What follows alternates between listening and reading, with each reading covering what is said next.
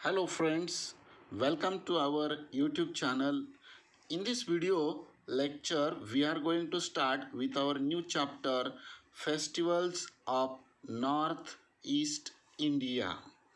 तर विद्यार्थी मित्रांनो, आज आपण इयत्ता 8वी प्रकरण 4.5 विषय इंग्लिश या पाठाबद्दल पाहणार आहोत.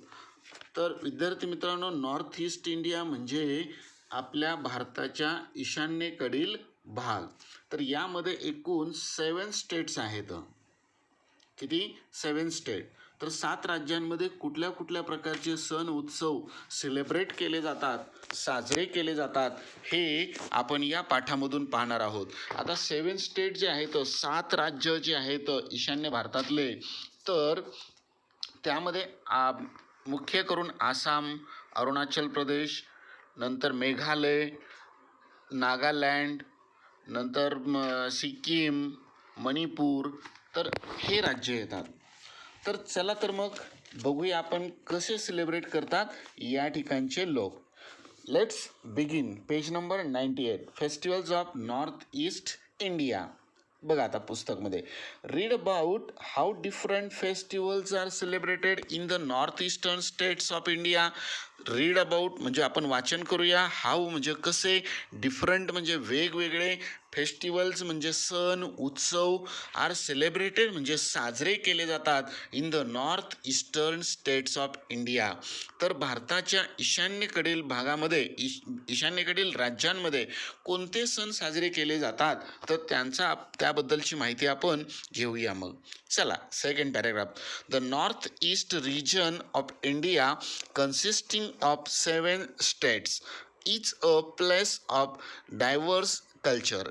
तर पहा मित्रांनो, द नॉर्थ ईस्ट रिजन म्हणजे उत्तरेकडील, नॉर्थ म्हणजे कुठला, वरचा भाग येतो.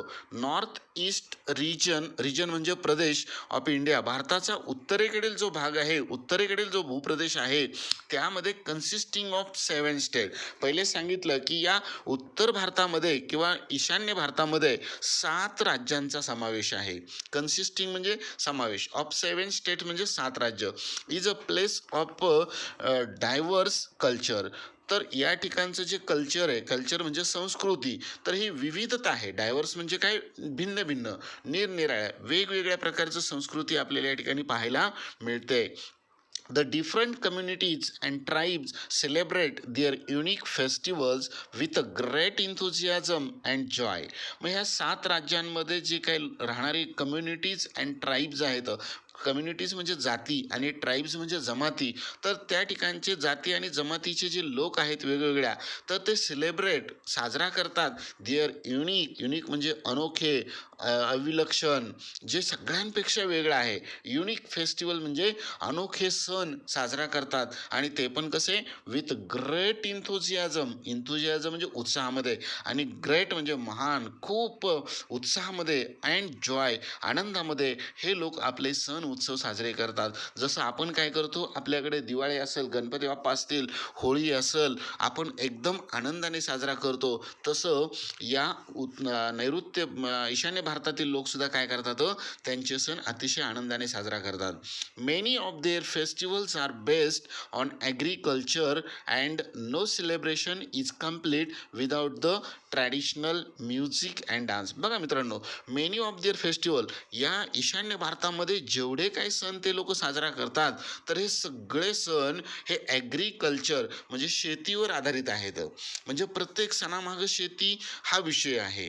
जसं आपल्याकडे आपण गणपती बाप्पा बसवतो, तर गणपती बाप्पा बसवल्यानंतर आपण पण काय करतो, शेतामध्ये वेगळ्या प्रकारचे ते फांद्या वगैरे लावून येतो, म्हणजे तो सण आपल्या शेतीशी रिलेटेड आहे. तसं तिकडले पण सण जे आहेत हे शेतीशी रिलेटेड आहेत. And no celebration is complete without the traditional music and dance. आणि त्यांच्याकडे कुठलाच सण, कुठलंच उत्सव हा असा नाही किंवा तो पूर्ण होऊ शकत नाही कशाशिवाय, without the traditional music. Traditional म्हणजे पारंपरिक, म्युझिक म्हणजे संगीत, अँड डान्स म्हणजे नृत्य. तर पारंपरिक संगीत आणि पारंपरिक नृत्याशिवाय कुठलाही उत्सव या ठिकाणी सेलिब्रेट केला जात नाही, साजरा केला जात नाही. म्हणजे प्रत्येक ह्याच्यामध्ये त्यांचं पारंपरिक संगीत आणि नृत्य आहे. आपण काय करायला लागलो आता, आपण बाहेरचं पाश्चिमात्य देशातलं संगीत घ्यायला लागलो, पण त्या ठिकाणची लोक त्यांची जी परंपरा आहे ते परंपरेचंच यूज करतात. Second paragraph, blessed with lush greenery and the mighty river Brahmaputra the people of Assam have a lot celebrate. बघा, ब्लेस्ड म्हणजे काय, आशीर्वाद, वरदहस्त. कुणाचा, with lush greenery and the mighty river Brahmaputra. Greenery म्हणजे काय, हिरवळ, आणि लश म्हणजे समृद्ध. आपण जर ह्या ईशान्य भारतामध्ये जर आपण गेलो तर त्या ठिकाणचं जे नैसर्गिक वातावरण आहे अगदी लुसलुसीत अशी हिरवळ आहे, समृद्ध असं नैसर्गिक वातावरण आहे. And the mighty river, mighty म्हणजे अफाट पसरलेली, रिव्हर म्हणजे नदी, ब्रह्मपुत्रा नावाची जी नदी आहे ही अथांग पसरलेली आहे, आणि ह्या दोघांचा आशीर्वाद या ईशान्य भारतातील लोकांना आहे.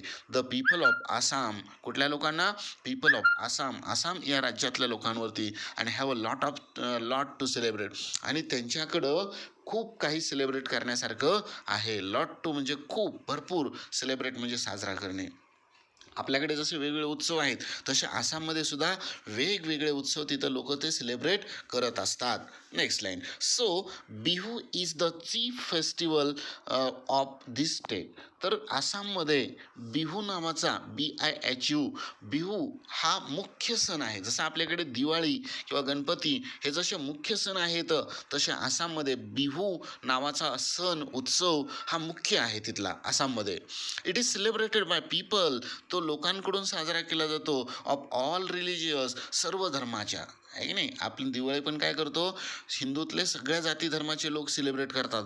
तसं बिहू हा आसाममधला सण सगळ्या रिलिजियन म्हणजे सगळ्या धर्माचे लोक साजरा करतात. कास्ट म्हणजे जातीचे, और ट्राईब्स म्हणजे जमातीचे, प्रत्येक जाती धर्म सर्व लोक काय करतात, हा सण सेलिब्रेट करतात. The three different sets of Bihu mark the beginning of the harvesting season, the completion of sowing and the end of the harvest season. आता हा बिहू सण कधी साजरा केला जातो, तर 3 वेळा साजरा केला जातो.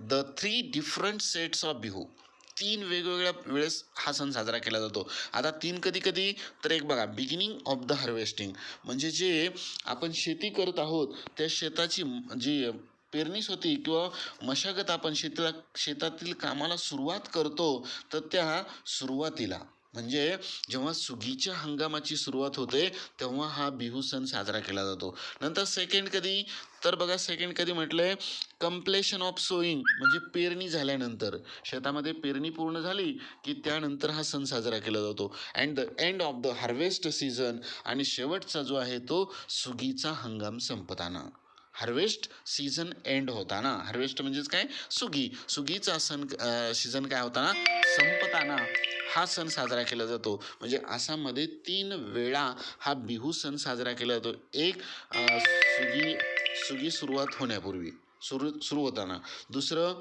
पेरणी पूर्ण झाल्यानंतर, आणि तिसरा सुगीचा हंगाम संपल्यानंतर. ओके.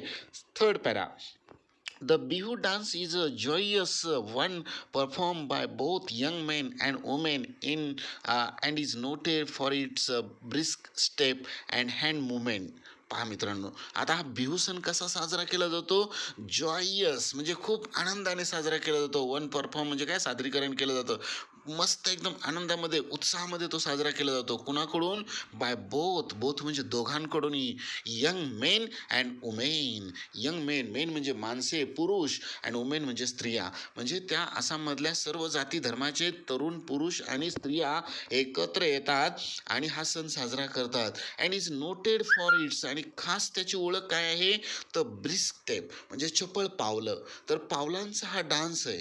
बिहू हा पावलांचा, एकदम कसे पावलं येतं, चपळ, ब्रिस्क म्हणजे चपळ, जलद गतीने, अँड हार्ड हँड मुवमेंट आणि हाताची हालचाल. बघा, पायांचे पाऊल आणि हाताची मुवमेंट यावर हा सण साजरा केला जातो किंवा डान्स केला जातो. Unusual instruments provide traditional music for the dance. आणि या बिहू सण सेलिब्रेट करताना त्यावेळेस ते जे वाद्य घेतात, इन्स्ट्रुमेंट म्हणजे वाद्य, तर हे वेगळ्या प्रकारची अनयुज्युअल, एकदम वेगळ्या प्रकारची वाद्य घेतात आणि ते वाद्य काय करतात, प्रोव्हाइड ट्रॅडिशनल म्युझिक, त्यामधून वाजवलं जातं. ट्रॅडिशनल म्हणजे पारंपरिक, म्युझिक म्हणजे संगीत, पारंपरिक संगीत त्या वाद्यांमधून वाजवलं जातं फॉर द डान्स. कशासाठी, डान्ससाठी, नृत्यासाठी. आणि ते वाद्य कुठले वापरतात, द ढोल, ज्याला आपण ड्रम म्हणतो, आपण पण ढोल म्हणतो. The dhol which is a similar to a drum, म्हणजे ढोल सारखाच त्यांचा पण ढोल असतो.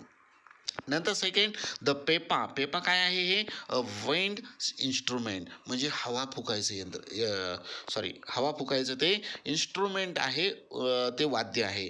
Made from a buffalo horn. आता हे पेपा ज्याला आपण काय म्हणतो, वायुवाद्य, म्हणजे हवा फुंकून त्यातून वेगळं संगीत काढायचं. तर हे कशापासून बनवलं जातं, बफेलोज हॉर्न, म्हणजे म्हशीच्या शिंगापासून हे पेपा बनवलं जातं. And also symbol. सिम्बल म्हणजे काय, झांज, आपण पण ढोलमध्ये वाजवतो ना झांज, तर ते झांज पथक पण. अँड बांबू क्लॅपर, आणि बांबूपासून बनवलेल्या चिपळ्या, टाळ, यांचाही वापर या बिहूचा डान्स सेलिब्रेट करताना केला जातो. The songs have been handed down through many generation. मग आता ह्या बिहूमध्ये ती लोक जी गाणी गातात, ही गाणी कुठली असतात, पाश्चिमात्य गाणी नाही, किंवा नवीन पिक्चरमध्ये नवीन रिलीज झालेली गाणी नाही, तर त्यांच्या पारंपरिक, म्हणजे जुनी त्यांची आजोबा, खापर पंजोबा हे लोक जे गाणी गात होती, त्यांनी ती त्यांची परंपरा पुढच्यांना दिलेली आहे, सोपवलेली आहे. आणि ते परंपरेनं तीच गाणी काय करतात, या बिहूच्या सणामधून वाजवली जातात किंवा गायली जातात.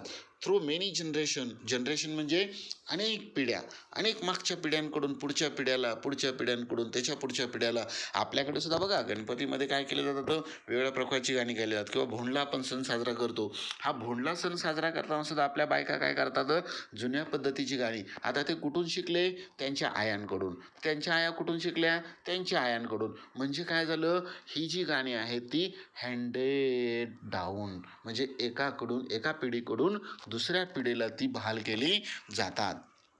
तसं बिहूमध्ये सुद्धा हे ट्रॅडिशनल जी गाणी आहेत, ती एका पिढीकडून पुढच्या पिढीला हँडेड डाऊन, म्हणजे पुढे दिली जातात. Bihu competition held all over Assam attract visitors and local alike in large number. आसाममध्ये बिहूची स्पर्धा, बिहूच्या डान्सची स्पर्धा प्रत्येक ठिकाणी ऑल ओव्हर आसाममध्ये सगळीकडं या बिहूच्या डान्सची स्पर्धा आयोजित केली जाते. आणि ती पाहण्यासाठी अट्रॅक्ट म्हणजे आकर्षित करतात ते स्पर्धा व्हिजिटर्स, म्हणजे जे पर्यटक आहेत, खास करून या बिहूच्या स्पर्धा पाहण्यासाठी लांब लांबून, अगदी बाहेरच्या देशातून सुद्धा पर्यटक या ठिकाणी येतात. आणि त्याचबरोबर लोकल लाईक, म्हणजे त्या ठिकाणचे जवळचे स्थानिक लोकसुद्धा लार्ज नंबर, मोठ्या संख्येने या बिहूच्या कॉम्पिटिशनला पाहण्यासाठी उपस्थित राहतात, कारण ते तेवढंच अट्रॅक्टिव्ह असतात. सेकंड पॅराग्राफ पुढचा, living further north in the mountains region of the Himalayas, Arunachal Pradesh finds a mention in the ancient literature of the Puranas and Mahabharata. आता आपण त्या उत्तर भारताकडे जर गेलो, नॉर्थ ईस्ट इंडियाकडे गेलो, म्हणजे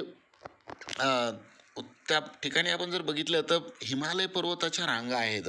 आणि ह्या हिमालय पर्वताच्या रांगांमध्ये आणखीन एक प्रदेश आपल्याला पाहायला मिळतो आसामसारखा, अरुणाचल प्रदेश. त्या प्रदेशाचं नाव काय आहे, अरुणाचल प्रदेश. आणि या अरुणाचल प्रदेशाचा उल्लेख खास करून आपलं जे एन्शियंट लिटरेचर आहे, प्राचीन वाङ्मय आहे, जसं पुराण आहे, महाभारत आहे, तर पुराण आणि महाभारत या प्राचीन ग्रंथांमध्ये या अरुणाचल प्रदेशचा उल्लेख आपल्याला मेन्शन केलेला, म्हणजे उल्लेख झालेला पाहायला मिळतो, आढळतो. Nature has provided the people of this region with a deep feeling for beauty which can be seen in their festivities, songs and dances. मग या अरुणाचल प्रदेशमधलं जे काय निसर्ग आहे, या निसर्गाने, नेचरनं या लोकांना प्रोव्हाइड केलेले, पुरवलेलं आहे, the people of this region, त्या प्रदेशातील लोकांना, अरुणाचल प्रदेशातील लोकांना तेथील निसर्गाने एक गुण त्यांना पुरवलेला आहे, region with a deep feeling, म्हणजे त्यांना समजतं. डीप फिलिंग म्हणजे काय होणे, भावना निर्माण होणे किंवा समजणे. फॉर ब्युटी, सौंदर्य कळणं. विच कॅन बी सीन, आणि जे सौंदर्य त्यांच्या फेस्टिव्हिटीज म्हणजे त्यांच्या सण आणि उत्सवातून दिसून येतो. सॉंग्स अँड डान्सेस, त्यांच्या नृत्यातून गायनातून आपल्याला त्यांचं ते सौंदर्य पाहायला मिळतं. तर ही निसर्गाची देणगी या अरुणाचल प्रदेशातील लोकांना मिळालेली आहे सौंदर्याची. Next paragraph, the New Year festival called Losar is perhaps the most important festival in certain areas of Arunachal Pradesh. बघा, अरुणाचल प्रदेशमध्ये नवीन वर्ष सुरुवात होण्यासाठी खास त्यांचा मोठा सण आहे लोसर. जसा आसाममध्ये बिहू, तसं अरुणाचल प्रदेशमध्ये लोसर हा सण काय केला जातो, नववर्षाला साजरा केला जातो. आपल्याकडे पण आपण नववर्षाची सुरुवात ही गुढीपाडव्याने करतो, तसं अरुणाचल प्रदेशातले लोक मुख्य त्यांचा सण आहे लोसर, जो नवीन वर्षाच्या स्वागतासाठी सेलिब्रेट केला जातो. On this occasion, people clean out their homes to bring in the new year and discard the old. मग या लोसर सणाला ते अरुणाचल प्रदेशातील लोक काय करतात, आपलं घर जे आहे हे स्वच्छ करतात. ऑन दिस ओकेजन म्हणजे प्रसंग, तो जो सण आहे त्या सणाला पीपल क्लीन, लोक क्लीन करतात, स्वच्छ करतात. आउट दिअर होम्स म्हणजे त्यांची घरं. To bring in new year, नवीन वर्षाचं स्वागत करण्यासाठी ते जुन्या गोष्टींना काय करतात, डिस्कार्ड करतात, म्हणजे नष्ट करतात, त्याचा त्याग करतात. डिस्कार्ड म्हणजे त्याग करणे. जुन्या ज्या गोष्टी आहेत या जुन्या गोष्टीचा त्याग करतात आणि नवीन गोष्टींचं स्वागत करतात. असा हा लोसर हा अरुणाचल प्रदेशातला नववर्षाचा सण आहे. चला मित्रांनो पुढे आता. Charming festival of Manipur, Ningol Chakouba binds revives the relationship between married girls and their parents. आता आपण पुढचं स्टेट बघूया, तर ते आहे मणिपूर, जे ईशान्य भारतातलं एक महत्त्वाचं राज्य आहे. तर ह्या महत्त्वाच्या मणिपूर या राज्यातलं चार्मिंग फेस्टिवल म्हणजे आकर्षक असलेला जो सण आहे त्याचं नाव आहे निगोल चकोबा. निगोल चकोबा हे मणिपूरचा उत्सव आहे, सण आहे.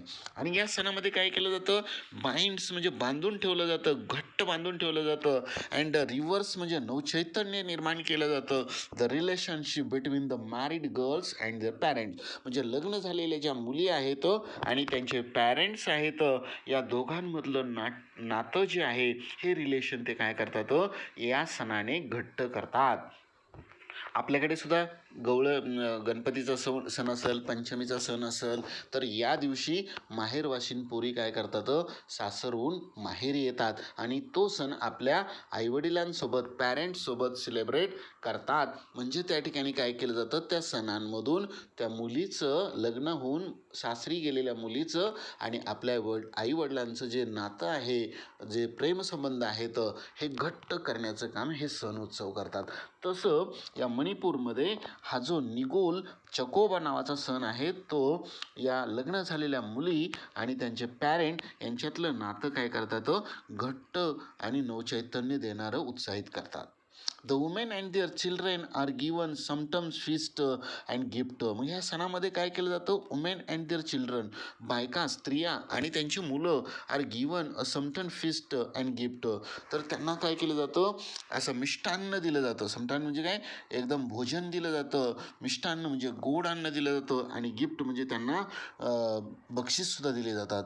During Cheiraoba the Manipur new year festival in एप्रिलमध्ये या मणिपूरमध्ये हा नवीन सण काय केला जातो, सेलिब्रेट केला जातो. एप्रिलच्या महिन्यामध्ये पीपल, आता या सणाला काय करतात बघा, people clean and decorate their houses, लोक त्यांची घरं स्वच्छ करतात आणि डेकोरेट म्हणजे सजवतात. जसं आपण गणपतीला काय करतो, आपली घरं सजवतो, दिवाळीला जसं आपण आपली घरं सजवतो त्याप्रमाणे घरांना ते पण डेकोरेट करतात. नवीन वर्ष असतं. And prepare special festive dishes, आणि खास करून या सणाला मिष्टान्न बनवलं जातं, गोडधोड बनवलं जातं. जसं आपण दिवाळीला काय करतो, लाडू, करंज्या, चकल्या बनवतो, तसं ते पण बनवतात. As a part of the ritual म्हणजे त्यांच्या परंपरेचा भाग म्हणून the villagers climb the nearest hill top for they believe that this will help them rise to a higher plane in this life. त्या ठिकाणची लोक या सणाला काय करतात, जवळच असलेल्या हिलटॉप म्हणजे टेकडीवरती चढतात आणि त्यांचा असा विश्वास आहे की आपण जर टेकडी चढून गेलो तर आपल्या आयुष्यात सुद्धा आपली प्रगती अशीच वरती जाणारी राहते.